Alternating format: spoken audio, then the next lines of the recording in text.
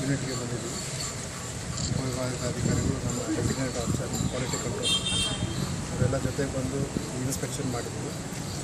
ಇಲ್ಲಿ ತಯಾರಾಗ್ತಕ್ಕಂಥ ಒಂದು ಮೆಟೀರಿಯಲ್ ಬಗ್ಗೆ ನಾವು ಸ್ಯಾಂಪಲನ್ನು ಕಲೆಕ್ಟ್ ಮಾಡ್ತೀವಿ ಮತ್ತು ಈ ಒಂದು ಮಾಜರನ್ನು ಮಾಡಿಕೊಂಡು ಈ ಜಿಲ್ಲಾಧಿಕಾರಿಗಳು ವರದಿಯನ್ನು ಸಲ್ಲಿಸ್ತೀವಿ. ಸ್ಯಾಂಪಲ್